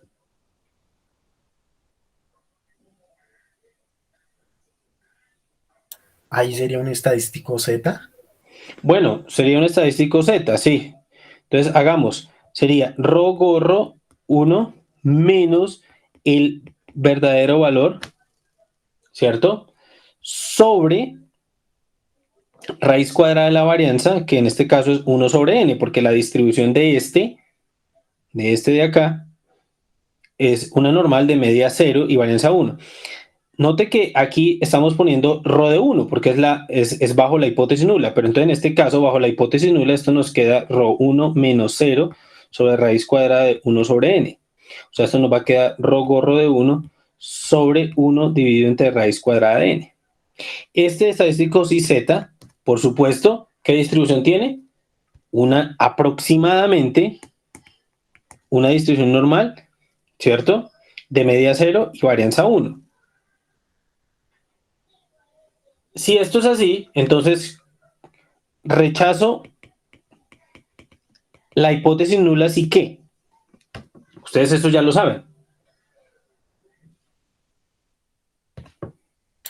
Si el valor absoluto es z calculado, es mayor Ajá, el z de 1 menos alfa medios. correcto. Y este es el z, este es el z que tenemos acá, ¿no? Y este z es este que aparece acá. Entonces lo que significa es que vamos a reemplazar acá rho gorro 1 sobre 1 dividido entre raíz de n es más grande que z de 1 menos alfa medios. O sea, esto es equivalente, ¿no? Estoy diciendo. Y esto es equivalente a decir que esto es rho gorro de 1, valor absoluto, mayor que... Note que esta cantidad de aquí es positiva, está en el denominador, esto que está dividiendo pasa a multiplicar allá, entonces nos queda básicamente lo que nos queda es z de 1 menos alfa medios por 1 sobre raíz de n. Entonces, recuerden que lo siguiente es que rechazamos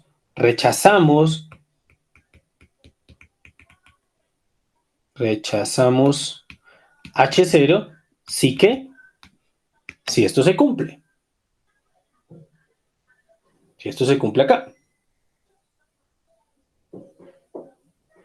Entonces, ¿qué es lo que nosotros hacemos? Entonces esto es equivalente a decir que si rho de 1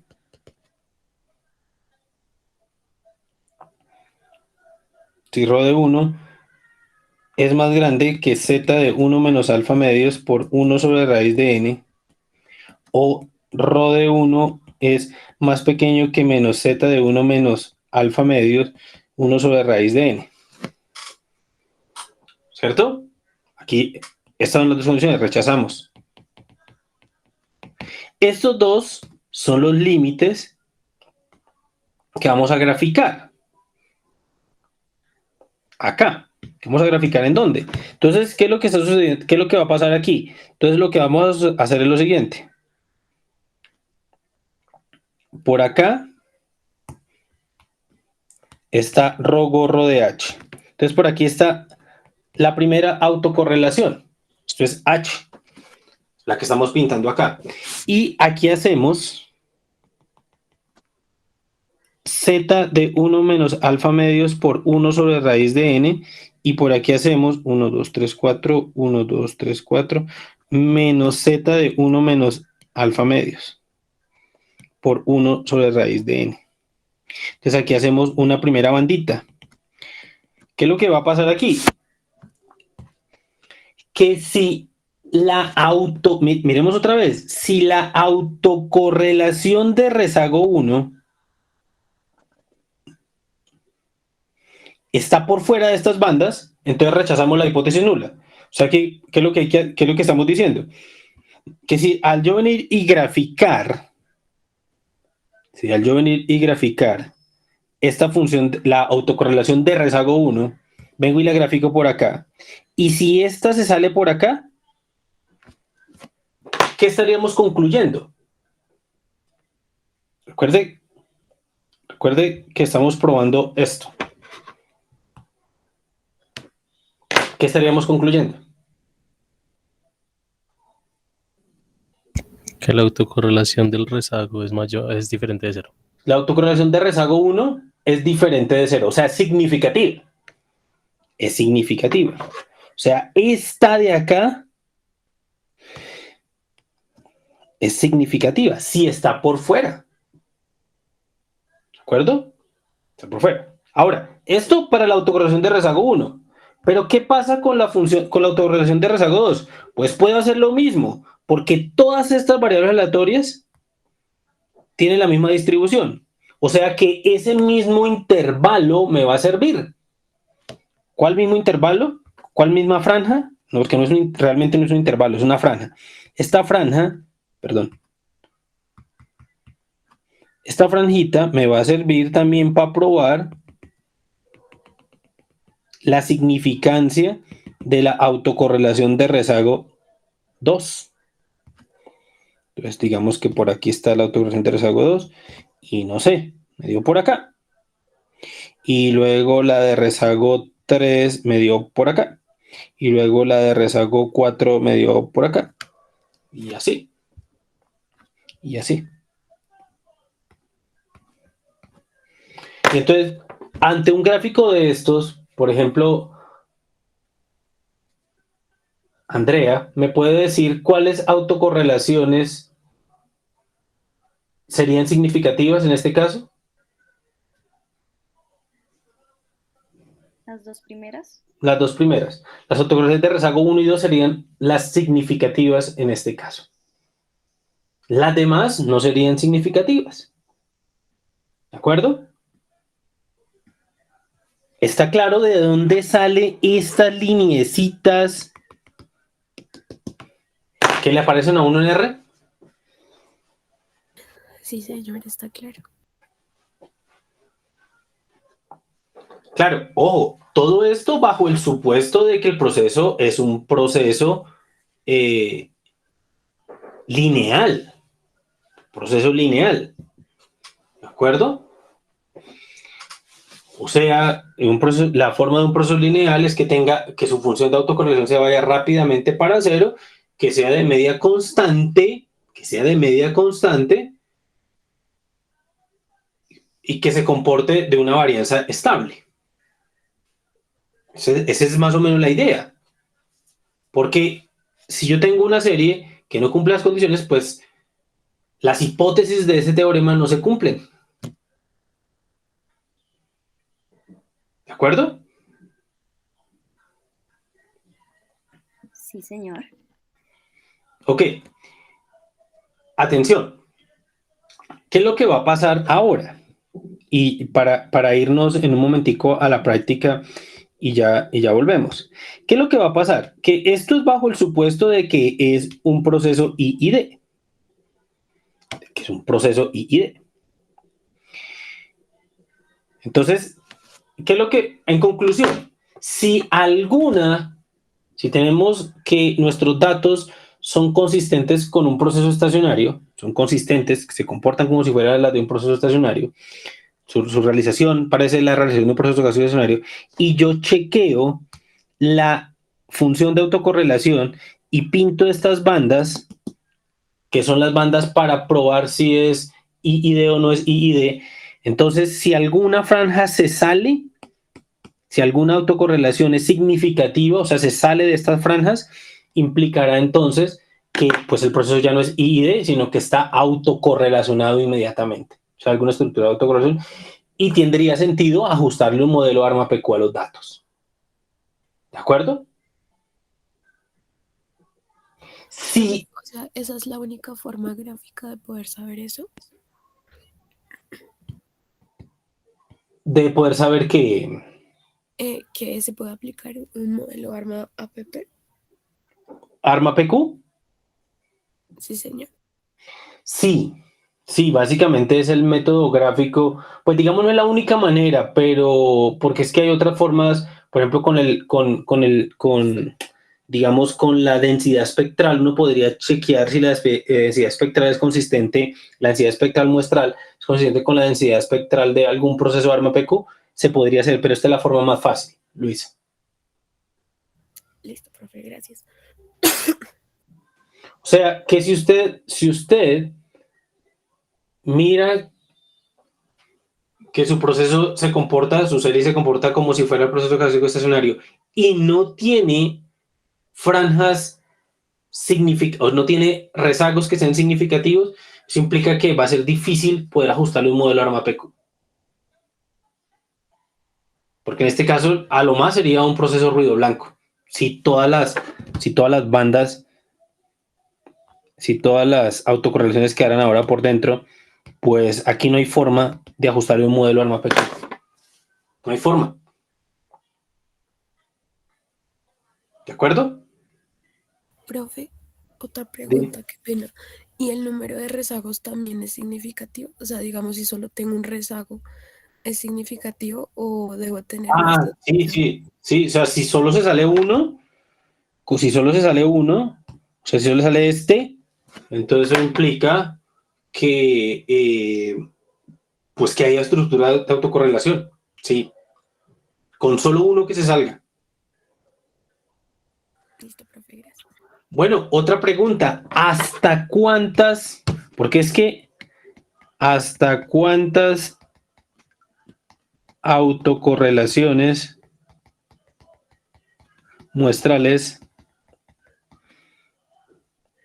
verificamos si son significativas?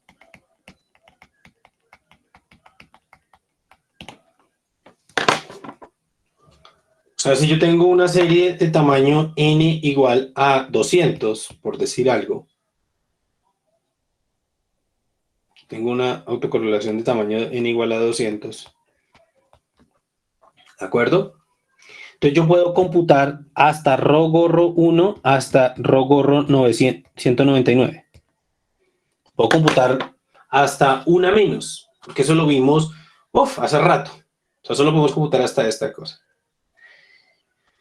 Pero hay un estudio empírico que le dice a uno, cheque, ¿qué es lo que va a pasar? Ustedes recordarán que esta última autocorrelación solo hay dos parecitos de datos que son aptos para computar esta autocorrelación. Para la 198 hay solo dos pares de datos. Este es un par de datos.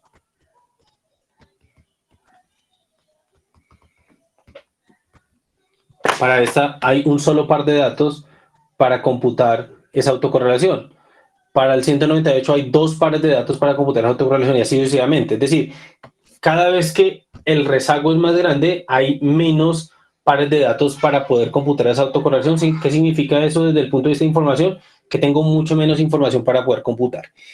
Entonces, se hizo un estudio de simulación hace mucho tiempo y se sugiere que realmente tenga en cuenta usted solamente hasta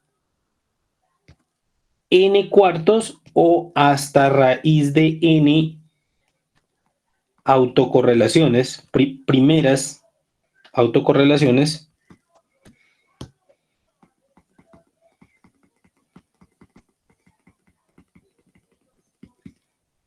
o sea, chequeé solo las primeras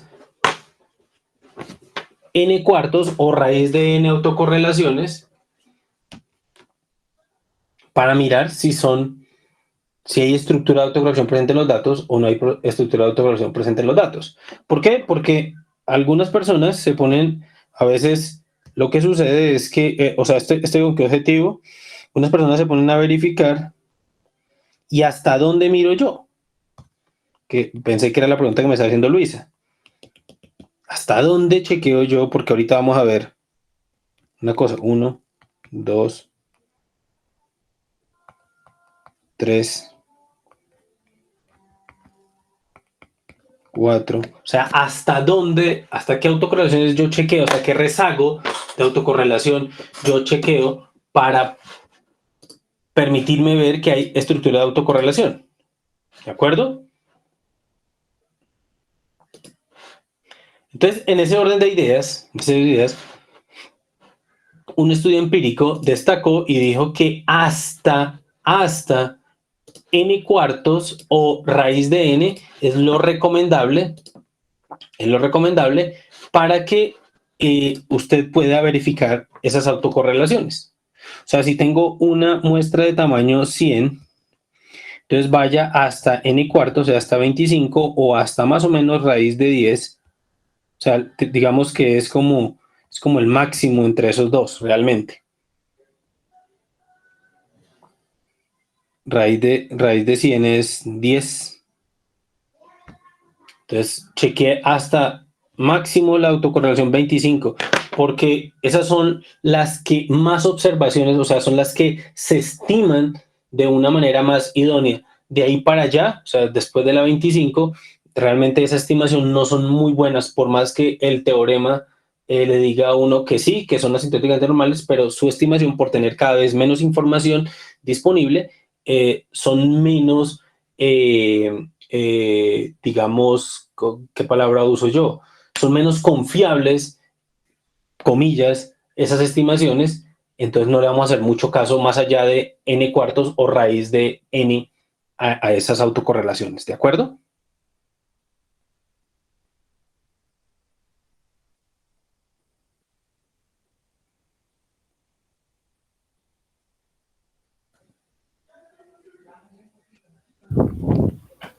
Sí, señor.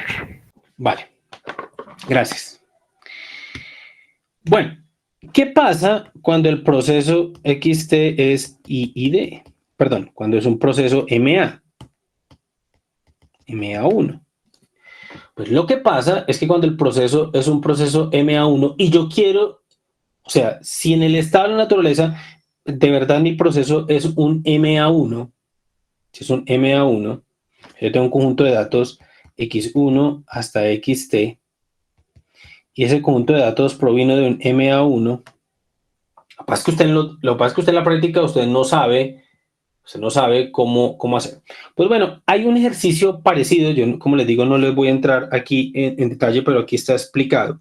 Hay un ejercicio parecido con el MA1, parecido a lo que acabamos de hacer con I y D, pero ahora resulta que las varianzas no van a ser todas las mismas, porque aquí la varianza para cuando I es igual a 1 es este valor, para cuando I es mayor que 1 es este valor, ¿de acuerdo? Las varianzas de las autocorrelaciones muestrales para el rezago 1 es esta cantidad y para el rezago mayor que 1 es esta cantidad que aparece acá. Y de ahí en adelante siempre vale la misma, que es diferente a lo que pasaba en las I y D. En las I y D, ¿qué pasaba? En las I y D, lo que sucede es que las autocorrelaciones, todas las varianzas de las autocorrelaciones eran 1 sobre n. Acá no todas son iguales. Para la primera es esta, pero de ahí para adelante mantiene fijo. ¿Eso qué significa? Que un esquema para identificar un MA1 va a consistir en lo siguiente, en que usted debe hacer, sí, un gráfico análogo, parecido al que hicimos anteriormente, pero las bandas no son las mismas. ¿A qué me refiero con que no son las mismas? Para la primera autocorrelación,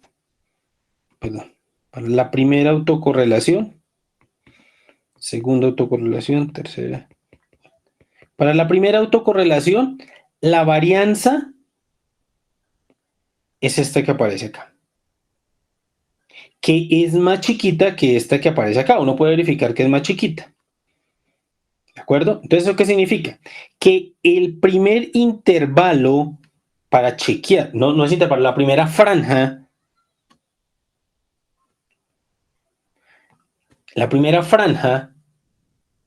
para nosotros chequear si la primera autocorrelación es significativa o no significativa, realmente está a esta altura.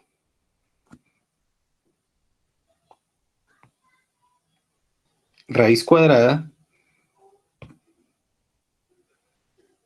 de 1 menos, bueno, permítame, yo la voy a copiar, 3 rho 2 al cuadrado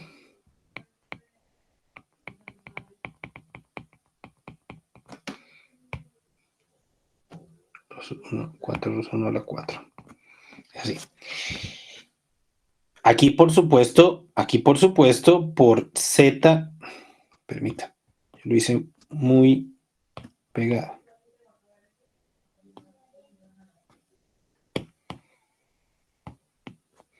Por aquí está 1 sobre raíz de n por z de 1 menos alfa medios.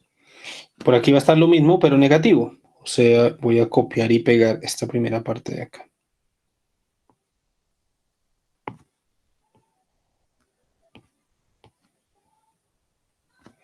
Este es lo mismo, pero este viene acá. Entonces, esta primera franja, para chequear si la primera autocorrelación es significativa, esta franja es la que me dice, si se sale de esa franja que estoy pintando aquí, pues esa autocorrelación es significativa. Si queda por dentro de esa franja, va a ser no significativa. ¿De acuerdo? Para la siguiente franja, note que la varianza es esta de acá. La varianza para la siguiente autocorrelación, y para las demás es siempre la misma, y es esta que aparece acá. Entonces, esa varianza se puede ver que es un poquitico más grande. Está por acá. No voy a escribir esto, pero esto ya saben que viene de acá. Bueno, aunque eso está más fácil de escribir. O sea, si me queda 1 sobre raíz de n, z de 1 menos alfa medios, raíz cuadrada de 1 más 2 rho al cuadrado de 1. Y aquí está lo mismo, pero negativo. Perdón.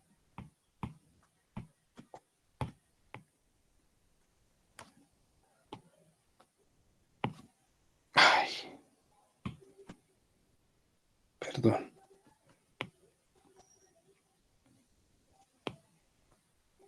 Copiar.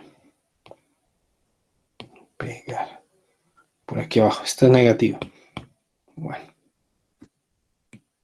Es la franja negativa. Y entonces, y de ahí en adelante sigue siendo la misma. Entonces, ¿qué es lo que va a pasar? Realmente la banda para probar si estamos en un MA es así.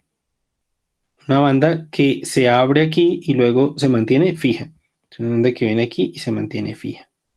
¿Y qué es lo que va a pasar? Pues que si estas autocorrelaciones, para que sean consistentes con un MA1, ¿qué debería pasar? Pues hemos aprendido que para un MA1, ¿qué debe suceder? Pues que la primera autocorrelación simple debe ser ¿qué? Diferente de 0, y todas las demás deben ser iguales a 0. O sea, dicho de otra manera, que para yo comprobar si un proceso, si unos datos provienen de un proceso MA puro de orden 1, entonces vamos a computar, vamos a crear unas bandas, ¿de acuerdo? Unas bandas de esta manera, de ancho no fijo, de ancho móvil, por llamarlo de alguna manera, de ancho no fijo. Vamos a hacer estas bandas de ancho no fijo, y si la primera autocorrelación es significativa y de ahí en adelante no resulta significativa, eso es consistente con un MA1. ¿Me siguen?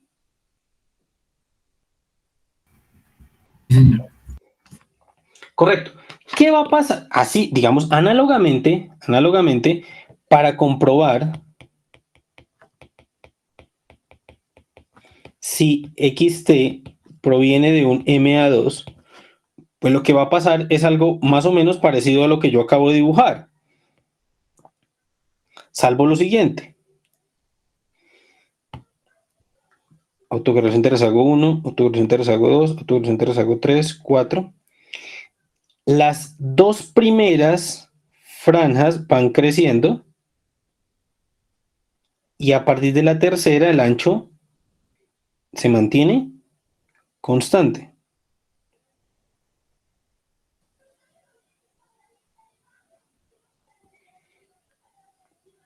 Estas son las bandas. ¿Y qué es lo que debe pasar? Lo que debe pasar es, recuerda, esto es rho gorro de H. Si la primera autocorrelación y la segunda autocorrelación resultan estar por fuera de esas bandas de confianza y de ahí en adelante todas están por dentro, pues esto es consistente con un MA2. ¿Por qué? Pues porque fue lo que nosotros dijimos que se comportaba, ¿cómo se comportaba un MA2? En un MA2, las dos primeras autocorrelaciones deben ser significativas, mientras que las de ahí en adelante, la tercera, la cuarta, la quinta y de en adelante, todas deben ser no significativas, con unos franjas de ancho móvil. Con unas franjas de ancho móvil, no con unas bandas de ancho fijo como las de I y D, porque las bandas de ancho fijo son para probar si son I y D, y no me sirven para probar si es un MA. ¿Entendido? Sí, señor, es claro. Ok, entonces, pues claro, ahora después de ver todo esto, pues hagamos, permítame, voy a parar aquí, voy a hacer, voy a tener esto y voy a presentar en R un segundo un par de ejercicios que tengo aquí para mostrar.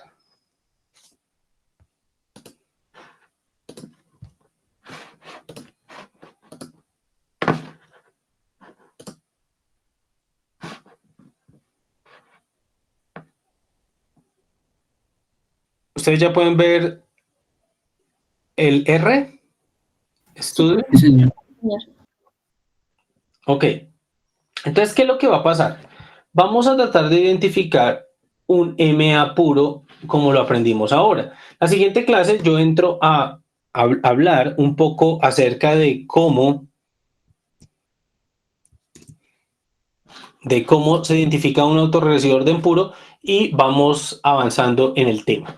Entonces, en la identificación de MA puros, recuerde que lo que nosotros debemos hacer es tratar de primero chequeamos, o sea, cómo es la metodología que vamos a hacer. Primero, si tenemos una serie de tiempo, vamos a hacer la gráfica de la función de autocorrelación y vamos a trabajar para chequear la significancia con una franja fija. Eso para descartar que el proceso sea IID. Y después voy a empezar a mirar si es que es un MA y de qué orden es el MA. O sea, esta metodología me permite identificar si es un MA y de qué orden posiblemente sea ese MA. ¿De acuerdo? Entonces, vamos a hacerlo de la siguiente manera. Vamos a simular, vamos a simular un proceso IID. Vamos a simular un proceso IID. Entonces, aquí está el proceso IID. Permítame. ¿Qué pasó?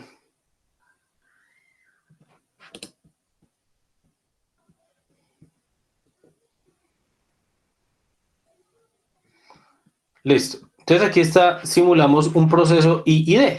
O sea, no debería tener estructura de autocorrelación. Eso es lo que estamos haciendo como una primera simulación, en las primeras líneas, esta que tenemos acá. Entonces vamos a hacer ACF. Vamos a hacer el ACF. El ACF para esto. Entonces, de mis datos en Y, lag.max es y cuántas autocorrelaciones yo quiero que me grafique. Si usted le deja por defecto, él saca una cierta cantidad, pero aquí yo le puedo decir cuántas máximo. Bueno, aquí le estoy diciendo raíz cuadrada de la longitud de la serie, o puede ser n cuartos de la serie. Ustedes verán cuál van a graficar, pero aquí estoy tomando la raíz cuadrada. Vamos a hacer la gráfica de la función de autocorrelación. Entonces, al mirar aquí la gráfica de la función de autocorrelación, mire que lo que nos aparece aquí es una banda de ancho fijo. Es para probar si el proceso es IID o no es IID, o sea, si está autocorrelacionado o no está autocorrelacionado de forma lineal.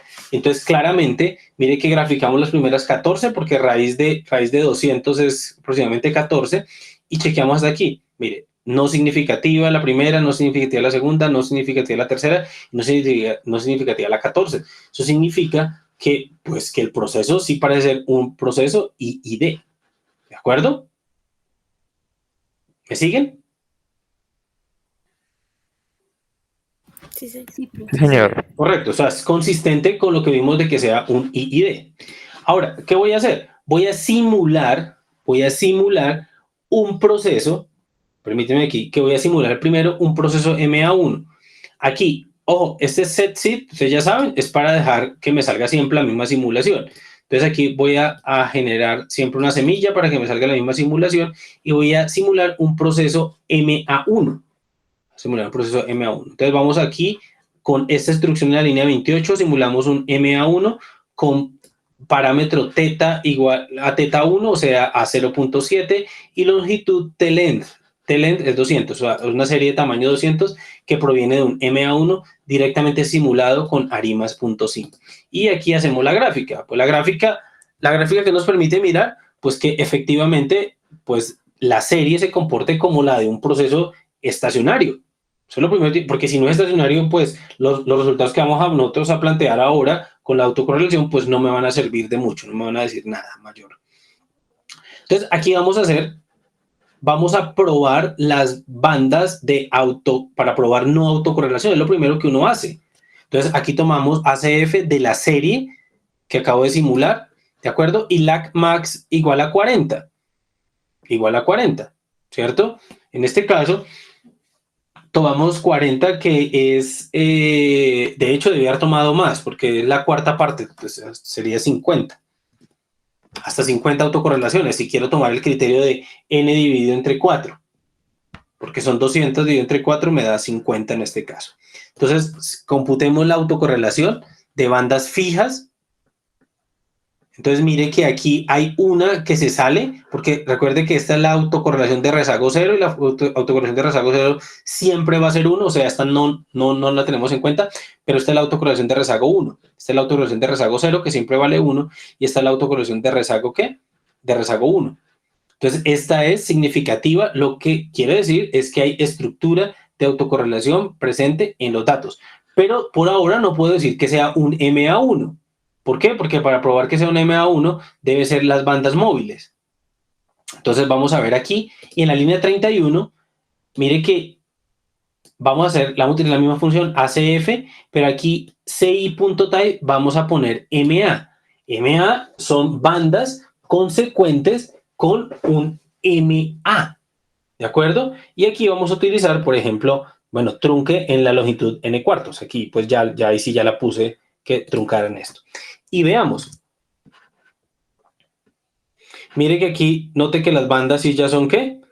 Pues son móviles. ¿Móviles en qué sentido? Pues la primera, como es, aquí usted no sabe si va a probar si es un MA1 o un MA2 o 3, él va construyendo las bandas de forma móvil. Entonces aquí lo que me sale es que la primera autocorrelación es significativa y todas las demás en adelante no son significativas, o sea, son 0.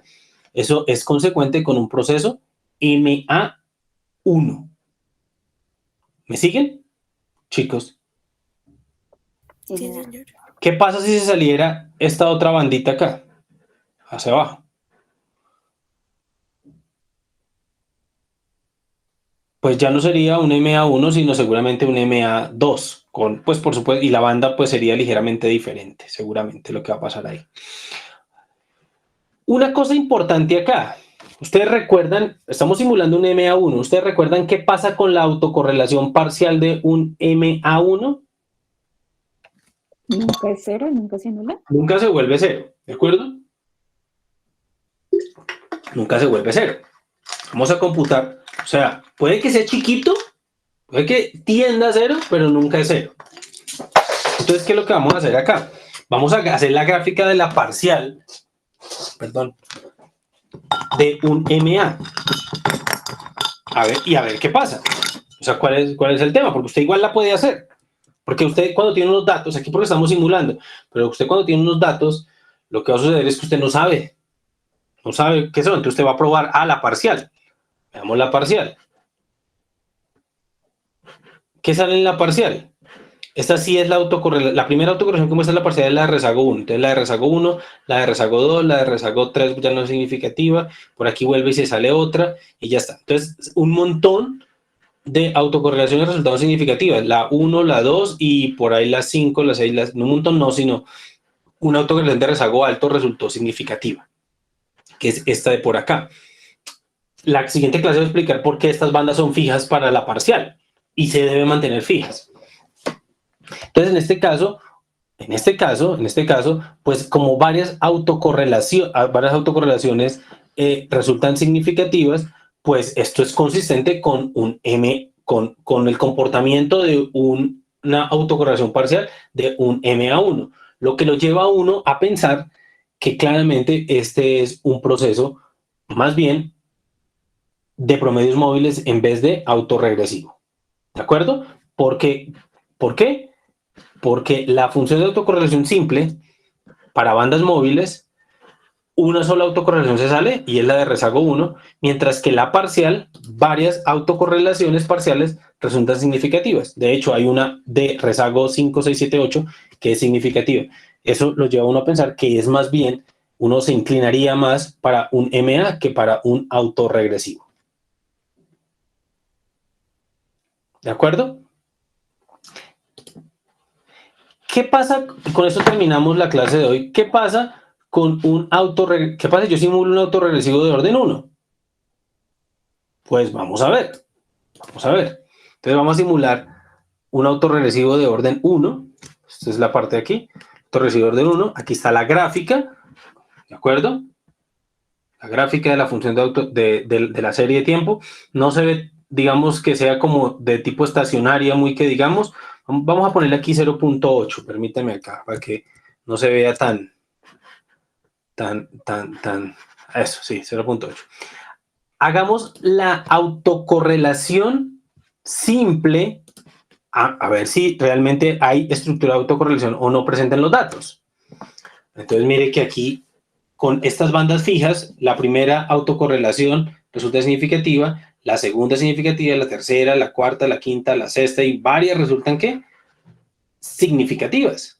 ¿De acuerdo? Entonces hay estructura de autocorrelación. Ahora la idea es identificar si es un MA puro o un autorregresivo puro o un arma mixto, que eso lo veremos pues la siguiente clase. En este caso, veamos el ACF. Intentemos identificar un orden, si es que yo quiero proponer un MA, pues ¿de qué orden sería? Entonces debo utilizar los anchos, digamos, que me genera para el MA, para probar si es un MA. Y entonces aquí vemos que este resulta significativo, 1, 2, 3, 4, esta casi no se sale ya aquí, las primeras 4 autocorrelaciones simples se salen, eso implicaría que usted podría proponer un autorregresivo, un modelo de promedios móviles. ¿De qué orden, muchachos? 4. En este caso 4, 1, 2, 3 y 4, ¿de acuerdo? Pero ojo que aquí estamos haciendo es un jueguito de que si usted no supiera cuál es el modelo generador de datos, pero usted sí sabe aquí en este caso que es un autorregresivo de orden 1. Recuerde que en la práctica, pues eso usted no lo sabe. Y ahora miremos la parcial. ¿Qué pasa con la parcial? ¿Cómo debería ser la función de autocorrelación parcial de un autorregresivo de orden 1? Uno diferente de 0. Una diferente de 0 y todos los demás iguales a 0. Entonces, note que esto está siendo consecuente más con un autorregresivo de orden 1 que con un MA1. Claro, pues ustedes van a decir, sí, pero es que usted lo simuló. Pero ahí es donde ustedes tienen que empezar a jugar. La parcial me dice que el autorregresivo que yo debo ajustar es un autorregresivo de orden 1. Mientras que la simple me dice que yo debería ajustar un MA4. Pues yo debería inclinarme por el más parsimonioso, o sea, el que tenga menos parámetros a estimar, que en este caso sería un autorregresivo de orden 1. O sea, al tener un menor orden, más parsimonioso es el modelo. ¿De acuerdo, chicos? Profe, como uno ve un decrecimiento exponencial, ahí eso se debe a que un ARP se puede ver como un ma infinito, ¿cierto? Sí, correcto. Sí, aquí digamos que teóricamente debería ir un decaimiento rápido, pero pues como muestral, una cosa es lo teórico, otra cosa es lo muestral. Lo muestral puede que algunas crezcan, otras crezcan, pero mire que todas son significativamente diferentes, iguales a 0, ya a partir de un punto. Entonces, quiero que prueben qué pasa con un arma mixto. ¿Cómo es la autocorrelación simple con bandas fijas, con bandas móviles y cómo es la parcial? Eso es lo que quiero que hagan para la próxima clase. Y la próxima clase, pues, les explico por qué es que esa banda es fija y qué longitud tiene para el caso de la parcial, que es, pues, en este caso, esta que aparece acá. ¿De acuerdo? Una cosa, en Python por defecto, grafica esta. Python por defecto grafica esta. No grafica la banda de ancho fijo. ¿De acuerdo? Perdón, la banda de ancho móvil. Para que lo tengan en cuenta.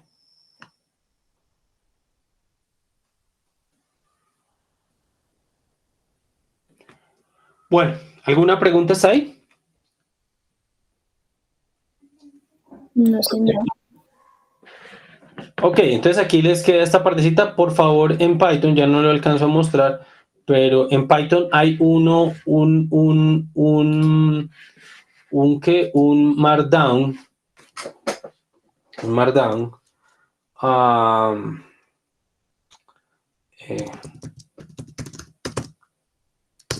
hay uno en Python. No, perdón.